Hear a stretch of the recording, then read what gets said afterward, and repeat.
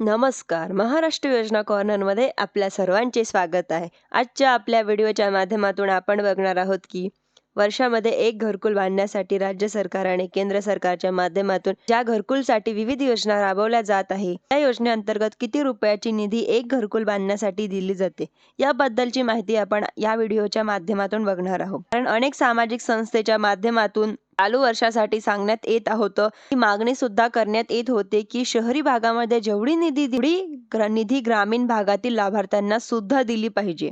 परंतु चालू वर्षामध्ये शहरी भागामध्ये किती रुपयाचा निधी आहे आणि ग्रामीण भागासाठी किती रुपयाचा निधी आहे, याबद्दलची पूर्ण माहिती आपण आजच्या व्हिडिओच्या माध्यमातून जाणून घेणार आहोत. त्यासाठी नक्की व्हिडिओ शेवटपर्यंत बघा. सरकारच्या माध्यमातून प्रधानमंत्री आवास योजना ही राबवली जात आहे. या योजनेअंतर्गत शहरी भागासाठी 2,50,000 रुपयाची निधी जात आहे आणि ग्रामीण भागासाठी 1,20,000 ते 1,30,000 रुपयाची निधी दिली जात आहे. आता 1,20,000 रुपयाची जी निधी आहे, सर्वसाधारण घटकांसाठी म्हणजेच ग्रामीण भागामध्ये जे सर्वसाधारण घटक आहे, अशा घटकांसाठी 1,20,000 रुपयाची निधी दिली जाते आणि जे डोंगराळ भाग आहे, अशा घटकांसाठी 1,30,000 रुपयाची निधी दिली जाते. यामध्ये बघा, शहरी भागांमध्ये 2,50,000 आणि ग्रामीण भागात 1,20,000 म्हणजेच दोन्हीचा जर फरक पाहायला गेला तर जवळपास अर्धा आहे. म्हणून अनेक सामाजिक संस्थेच्या माध्यमातून वारंवार मागणी करण्यात येत होती की शहरी भागामध्ये तो 50,000 रुपयाची जी निधी दिली जाते, निधी ग्रामीण भागातील लाभार्थ्यांना सुद्धा दिली गेली पाहिजे.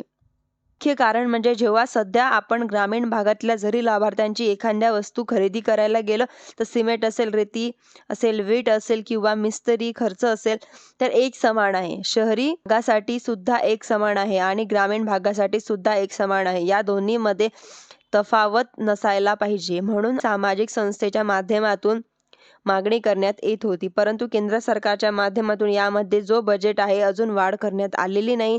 वाढ करेल न करेल याबद्दलची माहिती आपण पुढील एका व्हिडिओमध्ये समजून घेणार आहोत. परंतु आता सध्या तरी जो लाभार्थी आतापर्यंत म्हणजेच आजच्या तारखेपर्यंत ज्यांचे घरकुल मंजूर झालेले आहेत, अशा लाभार्थ्यांना 1,20,000 रुपयाची निधी दिली गेली आहे आणि त्यानंतर राज्य सरकारच्या माध्यमातून ज्या योजना राबवल्या जात आहेत, यामध्ये रमाई आवास योजना असेल, पारधी आवास योजना असेल, शबरी आवास योजना असेल, त्यानंतर जे काही विविध असेल, यामध्ये योजना यशवंत व साध योजना असेल, अशा ज्या योजना आहेत, या योजनेअंतर्गत सुद्धा बजेट आणि निधी दिला पाहिजे. परंतु राज्य सरकारच्या माध्यमातून काही योजनेसाठी यामध्ये थोडाफार प्रमाणामध्ये बजेट वाढ करण्यात आलेलं आहे. आता कधी बजेट ही वाढ होणार आहे, याबद्दलची माहिती मोबाईलच्या माध्यमातून ज्या लाभार्थ्यांमध्ये घरकुल मंजूर झालेले आहेत, अशा लाभार्थ्यांची यादी कशा पद्धतीने आपल्या मोबाईलमधून पाहता येणार आहे. एका घरगुतीसाठी केंद्र सरकारच्या माध्यमातून 1,20,000 म्हणजे सर्वसाधारण घटकांसाठी आणि डोंगराळ भागांसाठी 1,30,000 रुपयाची निधी दिली जात आहे. रमाई आवास योजना, पारधी आवास योजना, आदिमा आवास योजना, शबरी आवास योजना, यशवंत आवास योजना, मुख्यमंत्री वसाहत योजना, अशा ज्या विविध योजना आहेत, त्या विविध योजना अंतर्गत सुद्धा यामध्ये वाढीव अजून दिली पाहिजे.